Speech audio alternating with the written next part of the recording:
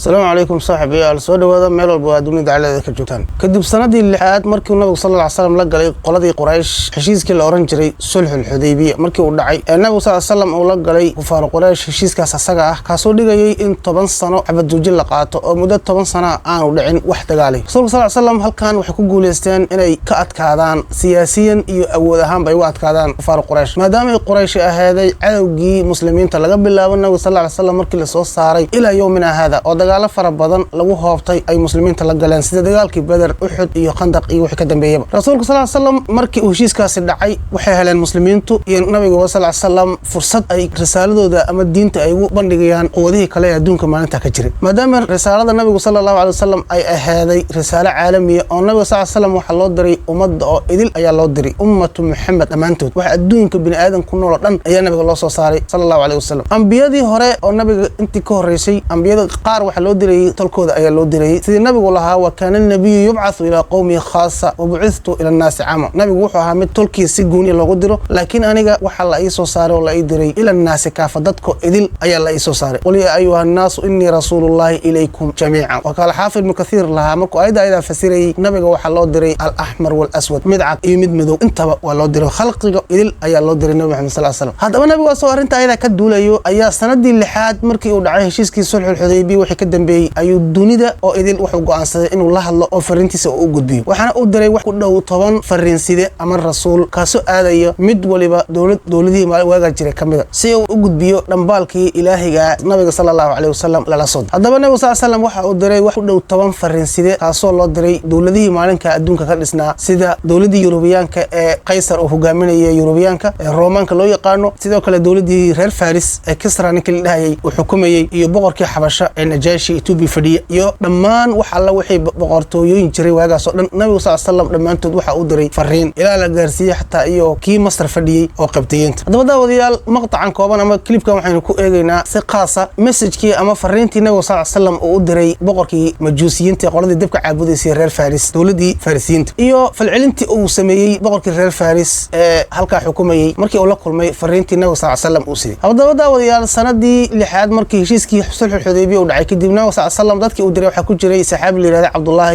ibn Hudhafa kaasoo la diray fariin nabiga sallallahu alayhi wasallam una diray dawladii reer Faris ee halka iyo Iran meesha maanta loo yaqaano iyo Ciraaq dhulka xukumaysa taasoo ahayd dawladda labaad ee ugu weyn adduunka waaga asaga dhulkana la qaybsan jirtay dawladii Yurubiyaanka ee waaga iyaduna dhulka Shaam ilaa Yurubta galbeed ka talinaysa hadaba Abdullah ibn Hudhafa saxaabiga asaga waxa uu gaaray oo u tagay qasrigii Madaa'in la oranayay kaasoo ku yeelay dhulka Ciraaq la yiraahdo maanta hadaba daawadayaal halka markii uu gaaray Abdullah ibn Hudhafa ninkii boqorka ahaa ee xukumayay Kisra la oranayo xukumayay reer Faris waxa uu sameeyay waxa uu qurxiyay majliskii ayuu qurxiyay boqortooyadiisii iyo halkii uu madaxtooyada ahayd wadanka ka xukumayay ayaa uu qurxiyay waxa uu isugu yeeray madaxdii dawladda oo dhan hareerihiisa fadhisay golahii soo camiray markii halka uu camiray ayuu u yeeray ninkan asaga Abdullah ibn Hudhafa waa uu soo galay kadibna laga soo qaado ayuu yiri fariinta uu sido ninba uu yimid oo yiri kan fariinta boqorku geeyo deedna Abdullah waa uu diiday wuxuu yiri fariinta aan sido inaan anigu gacantayda ku dhiibo mooyee oo aan boqorka gacantayda ka qaato mooyee qof kale uma dhiibayo sida ayaana la soo faray deedna soo galiyay ayuu yiri waa uu galiyay boqorkii ayuuna Abdullah farta ka saar markii la akhriyay fariintii nabiga sallallahu alayhi wasallam waxa ku qorayd fariinta nabiga sallallahu alayhi wasallam sidan bismillaahir rahmaanir rahiim min muhammadin rasuulillahi ila kisra azim faris salaamun ala man ittaba'a al-huda wa shahida an la ilaha illa allah wahdahu la sharika lah wa anna muhammadan abduhu wa rasuluhu wa ad'uuka bi du'aa'i illahi fa inni ana rasulullahi ila an-nas kaaf liyunzira man kana hayyan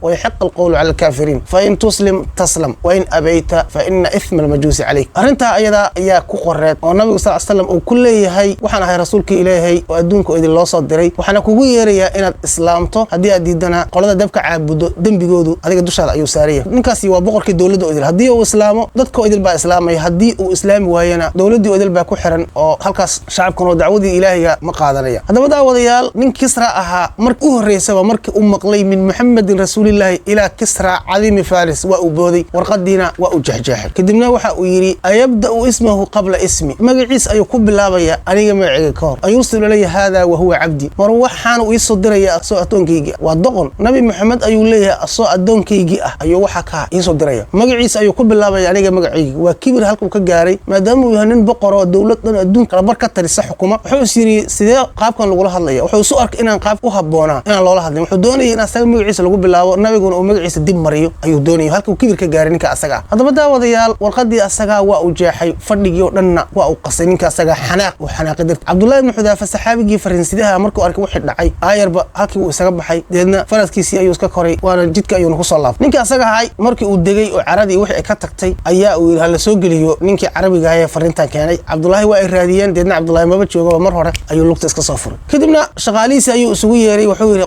fariin qor yiri ninkii Yemen fadhiye baadaan ahaa fariin u qor waxaana ku tiraada ninka warqadan asaga ay soo diray u dir laba nin oo waaweyn oo xoog badan oo agtaada ka dir hana ii keena ninka ayagoo soo nool ay keena ninka asaga ana aqaan sidaan u ciqaabayo anigu fariin noocaas ay soo diray amiya oo magaciisa ku bilaabaya intuusan magaciga ku bilaabay deedna fariinta ayada waxay soo gaartay ninkii la oranayay baadaan oo Yemen xukumayay oo taabacsanaa ninkan Kisra ah oo dawladiisa kamid ah fariintii markii uu akhriyay baadaan laba nin oo xoog badan oo dadkii waaga u haystay ciidankiisa ugu xoog badan ayaa uu diray fariin buu u qoray nabiga uu ku leeyahay waxa ku soo doonay boqorkii reer Faris ee hay'ado iswaalin aayar labada nin soo raac dad soo raaci waysan wixii ka raaca waad ogaa doontaa labada nin Yemen bay ka soo tageen ayagoo jirinaya nabiga sallallahu alayhi wasallam in nabiga baa rabaa in la soo qabto oo halka iyo la geeyo meeshii Kisra uu xukumayay halka iyo Ciraaq iyo Faris in la geeyo ayaa la rabaa Iran nabiga sallallahu alayhi wasallam ay soo dooneen nimanka ayaga labada nin way soo baxeen kadibna waxay soo aadeen halka iyo Makka markay Taif meeshii la yiraahdo marayaan ay waxay kula kulmeen niman Quraysh deedna waa ay weydiiyeen waxay yiraahdeen ninkan nabadnimada sheeganayo idin ka soo dhaxbaxay aawi deedna waxay ku yiraahdeen maxaad ka rabtaan waxay yiraahdeen boqorkii Kisra ahay ayuu fariin qaldan u qoray asaga ayaana doonayo inaan soo qabano ayaana rabnaa xagga u jiraa inoo sheeg deedna waxay ku yiraahdeen Madiina meeshii la yiraahdo halka ayuu jiraa halkaas ayaadna ka heleysaan nimankii Qurayshna markii arinta maqleen waa aad bay u farxeen oo way kala bateen oo waxa weeye waxay yiraahdeen ninkii Muhammad ahay waxa soo doonay Malik al-Muluk boqorkii madaxweynayaasha ayaa soo jiriyay kufiitum rajul ninkaas ay kaga filaabay khalaas soo dagaalku meedan jirin intaas oo lama dagaalamayna maantay wixii ka dambeeyay lama dagaalamaysan oo boqorkii boqorada ayaa soo jiriyo hadda ayuu gacan ku jiraa ninka asaga sida ay ku sheekaysteen oo aad ay ugu farxeen labadii nin Madiino ayay soo aadeen waxaana ay u yimaadeen nabiga sallallahu alayhi wasallam waxay u dhiibeen fariintii qoraalkii uu soo qoray baadaan boqorkii Yemen ka talinaya hoos tagayay Kisraagii reer Furs deedna waxay ku yiraahdeen waxaan la soo amray inaan ku soo qabanno adoo caafimaad qabana waa inaad raacdaa hadii kaleeto waxa weeye waxba dhacay nimankan iyo boqorada soo diraba waa niman quruursan oo kadsan nabi Muhammad sallallahu alayhi wasallam oo ay la joogaan muhaajiriin iyo ansaar oo dagaaladii la galay aad garanaysan oo falaarti lagu suurtay nabiga sallallahu alayhi wasallam xabadkooda ay wada dhiganayaan ayay laba nin u soo direen markaas ay doonayaan laba nin inay ka kaxayaan magaalada Madiino oo intay Yemen geeyay hadana ka sii wadaan ee halka iyo Iran meeshii la yiraahdo Ciraaq la aadaan bay doonayaan aqal xumada haysato iyo sidii u kadsan yihiin ilaa ayagu markaa muslimiinta ma arag dagaaladii ay Quraysh la galaan waxa warka ma hayaan halkaas iska jiraan nabiga sallallahu alayhi wasallam labadii nin kama waalan waxa uu yiri waa yahay biri isoo laab jawaab baa la siinaya aayar waa daalantiin iska nasta halka taga birina isoo laab biridii markii la gaaray nabiga sallallahu alayhi wasallam in habeenkii waxa ku soo degay waxyi in Ilaahay uu ninka asaga ahaa ee Kisra ahaa la dilay wiilkiisa uu dilay Kisraana halka ku daayay oo halka nolosha uu kaga dhacay saxaabiga Abdullah ibn Xudaafa sahbi markuu ka soo laabtay fariintii uu geeyay Kisra uu geeyay markuu ka soo laabtay ee Madiina uu yimid uu la wadaagay nabiga sallallahu alayhi wasallam khabarkii ahaa inuu geeyay fariintii nabiga sallallahu alayhi wasallam oo Kisra uu geeyay iyo radul ficliga uu sameeyay ninka la yiraahdo Kisra inuu warqadii jeexay markuu keenay saxaabigaasi uu nabiga u sheegay nabiga sallallahu alayhi wasallam waxa uu yiri mazzaqa Allahu mulkiisa Allah jeexo oo Allah gogooyo Allah dumiyo habaarkii rasuulku uu habaaray ninka asaga ah ee Kisra ahaa oo Ilaahay inuu boqortooyadiisa dumiyo ahaa waa uu ka soo baxay oo wiilkiisii Shira way la dhihi jiray ayaa dilay asagii oo boqortooyadiina la wareegay habeenkii asaga ay nimankan markay u yimaadeen labada nin ee Yemen laga soo diray markay nabiga sallallahu alayhi wasallam u yimaadeen uu yiri iska nasta birin iyo soo laabta isla habeenkii waxyi ayaa nabiga sallallahu alayhi wasallam ku soo degay kaasoo u sheegaya in boqorkii Kisra la dilay wiilkiisa uu dilay Kisraana halka ku daayay oo halka nolosha uu kaga dhacay biridii markay u soo laabteen labada nin ee xoog badnaa doonaysa nabiga inay ka xayaan waxa uu ku yiri abliga saaxibakuma anna rabbi qad qatala rabbahu fi hadhihi al-layla u sheega saaxibkiina Yemen joogay baadaan inuu aniga rabbigay asaga rabbigiis inuu dilay baadaan rabbigiis waa kuma waa Kisra oo ilaah kale ma leh Kisra ayuu halka ila dabka ayaga caabudaan boqorkooda ayayna ilaah u ah ayaga marka waxa uu ku yiri saaxibkiin gaarsiiya inuu aniga rabbigay oo Allah ah asaga rabbigiis oo Kisra ay xalay dilay oo ku saliday wiilkiisa Shira way ahaa gaarsiiya deedna labadii nin waa ay la yaabeen soo Madiina joogo inuu ka soo waramayo Iran meeshii maanta ku taalo intii soo jiraan waad garan kartaan waagaana ma jirto diyaaradaha iyo balaayadan wada duulaysa waaga fardaha iyo geel ayaa lagu safri jiray bilo ayaana la isaga soconaya halka nabiga sallallahu alayhi wasallam uu joogo iyo meesha uu ka talinayo caasimada u ah ninka la yiraahdo Kisra hadaba labadii nin waxay yiraahdeen waxaad ku sheegaysaa war weyn waaye ma ogtahay niyo ka qorina warkaas hadda uma la tagaynaa wuxuu ku yiri nabiga sallallahu alayhi wasallam iga qora warka baadaana u geeya caawa ayuu dhintay ninkii Kisra ahaa wiilkiisa Shira way ayaana dilay waxaana ku tiraadaan baadaan hadii uu islaamo waxaan madax kaga dhigayaa waxa uu maanta madax ka yahay Yemen oo hadda madax ka yahay asaa madax ka ahaan doono haduu islaamo ee fariinta ayada iga gaarsiiyo labadii nin ayagoo yaaban ay fariintii nabiga sallallahu sallallahu alayhi wasallam soo qaadeen waxayna ku soo laabteen Yemen waxay u yimaadeen Baadaan waxay u sheegeen wax alla waxay kala kulmeen ninka asaga waxay ku yiraahdeen wuxuu noo sheegay in Kisra la dilay Baadaan marka wax wara ma hayo ilaa asaga waxay kuma soo degayeen meeshana waqti dheer baa loo kala soconaya marka wax wara oo hayaa ma jirto markii u keenaan in Kisra la dilay Baadaan waa uu yaabay wuxuu yiri warkani wallahi ninkan warkiisu ma ahan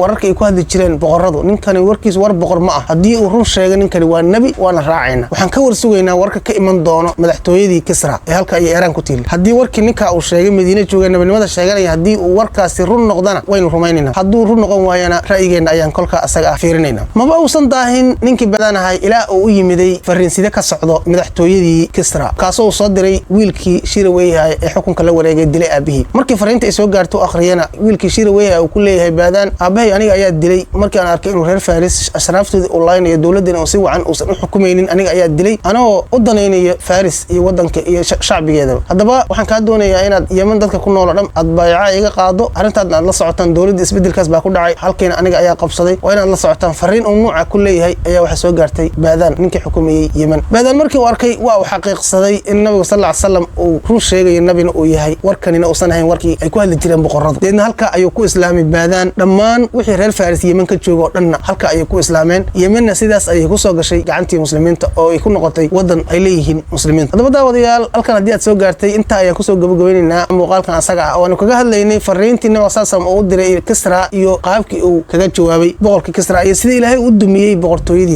boqortooyadiisii ma aysan sii daahin nabigu markuu yiri kadib mazaq Allahu mulkigiis Allah jeexjeexo maadaama uu jeexay warqadii rasuulka 7 sano kadib 8 sano kadib adigu boqortooyadii reer Faris muslimiintu ayaa ka takhalusay oo xilligii khilaafadii Umar ibn Khattab muslimiintu magaalada u dambeysay cagta ayay mariyaan boqorkii reer Farisna halka ayuu ku halaagsamay oo kii labaad iyo kii saddexaad ba midkii u dambeeyay si jirta ayaa la dhigi jiray asna waa uu halaagsamay waa uu geeriyooday sidaas ayaa Ilaahay ugu dhameeyay boqortooyadii reer Faris muslimiinta gacantooda hadaba muuqaalada soo socda waxaanu ka hadli doonaa fariimihii kale ee nabiga sallallahu alayhi wasallam oo u diray dawladda Yurubiyaanka tii u diray Najaashi boqoradii kale daawadayaal halka aad soo gaartay aad baad u mahadsantahay daawashada muuqaalka daawatay la soco muuqaalka xigo channelka taageer subscribe saar la soco muuqaalka xigo assalaamu calaykum wa rahmatullaahi wa barakaatuh